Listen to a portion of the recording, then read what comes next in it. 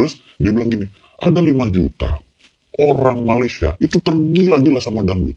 Iya, itu. Jadi bukan orang TKW, TKI ini, tapi orang Malaysia. Personel band Raja ini sudah mendatangi Barreskrim Polri usai menerima ancaman pembunuhan saat mereka manggung di Malaysia. Guys, kalian tahu nggak, dulu musik dangdut Indonesia itu dulu pernah hampir merajai musik-musik di negara Asia Tenggara. Jadi dulu tuh ya, di tahun 2000-an sempet lagu dangdut ini booming di Indonesia, bahkan menular sampai negara-negara tetangga loh.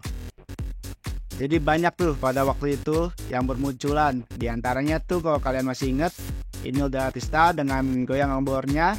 Terus ada lagi Alam Badukun, ada juga Bang Toyib, Keong Racun. Nah, kalian jangan anggap tuh industri di musik ini tuh ecek-ecek lah ya. Nggak bisa tuh dianggap remeh-temeh, karena bisnis ini tuh bisa mendatangkan cuan yang banyak guys. Dan banyak nih negara-negara di dekat-dekat Indonesia, tetangga-tetangga Indonesia yang terdampak dengan musik dangdut itu pemerintahannya tuh ketakutan gitu ya guys ya, dengan musik dangdut ini nih. Karena apa tuh? Karena bisa mengancam negara mereka tuh. Brother, ingat nggak waktu dulu yang tentang Inul, lu bilang, kenapa ini? Kami di Malaysia tepuk jidat semua katanya. Wah, dia ngomong gini, waktu Inul itu terjadi, dia bilang, by all means, dengan biaya apapun, Inul tidak boleh terkenal. Ini bicara nation interest dengan nation threat. Jadi Inul itu nation threat buat Malaysia. Bayangin, Indonesia tuh nggak tahu bahwa Inul itu nation threat. Terus dia bilang gini, ada 5 juta orang Malaysia itu tergila-gila sama dangdut. Iya, itu. Jadi bukan orang TKW, TKI ini, tapi orang Malaysia. Kalau Inul terkenal, seluruh Indonesia bisa membanjiri Malaysia ikutannya, gitu kan?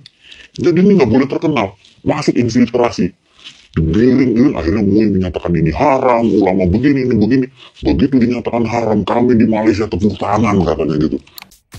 Nah, saking mereka tuh mau menghentikan musik dangdut ini tuh, mereka sampai menyebar intelijen mereka.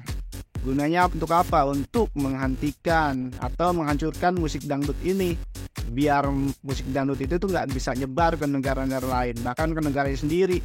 Karena apa? Itu sebuah ancaman guys. Nanti bakal gue jelasin nih. Nah, di sini kita bisa lihat nih, ternyata ya bisnis musik ini bisa mengancam sebuah negara guys. Oke, ini gue kasih contohnya ya guys ya. Contohnya itu K-pop guys. Nah, jadi mereka gak asal guys. Mereka mempersiapkan bertahun-tahun lamanya dan mereka melakukan riset-riset bagaimana nih musik K-pop ini bisa diminati oleh banyak negara, bahkan dunia. Dan akhirnya apa? Mereka sukses guys. Banyak orang di seluruh dunia tuh sangat menyukai musik K-pop ini.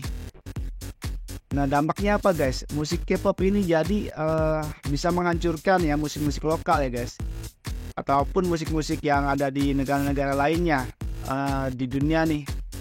K-pop mengambil peran penting nih dalam pasar global nih. Mereka mengambil pasar. Jadi musik-musik lokal itu hancur dan dia ngambil pasar itu. Jadi yang tadinya orang-orang dengerin musik dangdut koplo nih, mereka jadi berganti jadi dengerin K-pop. Dan sampai banyak tuh yang fanatik dan sampai menyebut dirinya tuh ARMY. Nah, setelah K-pop ini disukai oleh banyak orang nih, bahkan dicintai, nah orang-orang itu akan mencari tahu nih apapun tentang Korea, karena kan K-pop itu dari Korea ya. Nah, pemerintah Korea ini tidak menyia-nyiakan kesempatan tersebut guys. Karena apa? Itu kesempatan buat mereka untuk mendapatkan cuan bagi negara mereka. Mereka apa? Menjual apapun yang bisa dijual. Seperti apa? Drakor. Kalian pasti tahu kan drakor yang sangat terkenal itu. Orang-orang itu yang tadinya nonton sinetron Hidayah berganti seleranya tuh guys, jadi nonton apa? Nonton drakor. Nah, jadi banyak orang tuh yang sangat menyukai drakor sekarang ini. Karena apa? Pertama dari K-pop dulu masuk guys. Setelah K-pop apa? Drakor. Drakor masuk ke Indonesia. Banyak orang yang menyukai, banyak orang yang nonton, sampai mereka tuh rela begadang ya guys ya. Nah, selain drakor apalagi banyak. Mereka juga menjual makanan-makanan mereka ya, seperti apa? Soju, seperti takoki, terus apa lagi tuh, ada kimchi, dan banyak yang lainnya lah. Nah, mereka juga tuh bisa mendapatkan cuan itu dari artis-artisnya ya guys ya. Mereka diundang di negara Indonesia, banyak berjubel orang pengen nonton, itu akan mendapatkan mendatangkan cuan untuk negara mereka. Dan artis-artis tersebut itu diajak kontrak, diajak jadi bintang iklannya mereka tuh di Indonesia ini, produk-produk di Indonesia ini. Selain itu orang-orang jadi banyak yang pengen berlibur di Korea.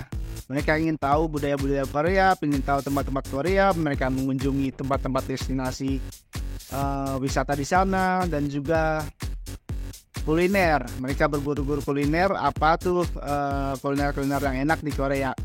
Jadi banyak banget kan Korea itu mendapatkan cuan dari sana. Banyak masyarakatnya tuh yang terdampak ya, mendapatkan penghasilan dari situ. Nah, dan hal itu tuh nggak boleh terjadi tuh guys sama negara Indonesia guys, yang dulu dangdutnya itu sempat ingin mendunia. Karena apa guys? Karena itu akan menjadi nation threat bagi negara-negara tetangga, negara-negara lainnya. Itu bisa menjadi ancaman buat negara tersebut. Nah, jadi apa sih yang akan terjadi nih jika musik dangdut ini bisa mendunia? Tentu nih musik dangdut bisa menjadi jalan bagi Indonesia untuk mempromosikan apapun yang ada di Indonesia. Setelah orang-orang menyukai bahkan mencintai musik dangdut, mereka akan mencari tahu juga tentang Indonesia guys. Dan Indonesia ini akan banyak kedatangan nih turis-turis asing nih.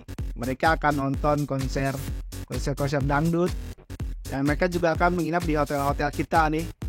Dan mereka tuh juga akan makan nasi Padang, makan di warteg atau di kuliner-kuliner Indonesia lah. Pasti banyak UKM nanti yang sangat berdampak jika turis-turis asing itu datang ke Indonesia.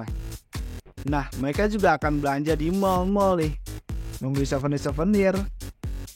Tempat-tempat wisata yang ada di Indonesia juga akan ramai dikunjungi. Hal ini tuh bisa mendatangkan cuan tuh guys bagi Indonesia nih guys. Nah, hal ini tuh tidak diinginkan oleh negara-negara lain nih guys. Kalau kita tuh jadi sukses, kita tuh jadi negara maju, kita mendapatkan cuan, itu tuh negara-negara lain tuh ngiri guys, ngiri dia. Dia nggak mau hal itu terjadi, nggak mau tuh uang dari negaranya mereka itu masuk ke Indonesia. Itu nggak mau tuh mereka guys. Maka mereka tuh mencari segala cara untuk menghentikan, bagaimana menghancurkan musik dangdut. Gimana cara itu bisa jadi berhenti, terpuruk gitu loh guys. Nah, saking jadi ancamannya ini nih guys, musik dangdut ini, mereka itu sampai menyebarkan pasukan intelnya itu untuk menghentikan penyebaran musik Indonesia ini nih. Musik Indonesia adalah musik dangdut.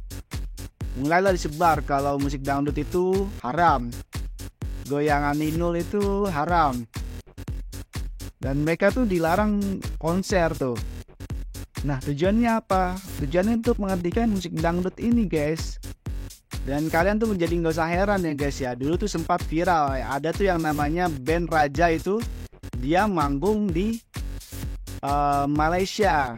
Dia diculik terus dikarungin guys.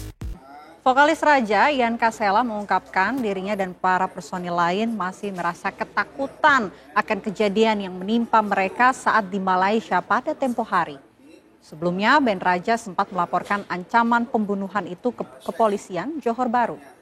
Diketahui band Raja menggelar konser di Johor Bahru, Malaysia Sabtu lalu pemirsa. Mereka tampil di panggung sesuai dengan kontrak serta mendapat respon baik dari para penonton. Namun, setelah manggung, anggota band Raja termasuk keluarga disekap di sebuah ruangan. Mereka diperlakukan tidak baik, bahkan mendapatkan ancaman pembunuhan apabila tampil lagi di Malaysia. Nah, mereka tuh melakukan hal ini karena apa? Karena mereka itu membela artis-artis lokalnya itu, karena itu akan menjadi ancaman juga bagi artis-artis lain yang ada di Malaysia tersebut. Mereka jadi kurang job, jadi kurang penghasilan bagi negara Malaysia.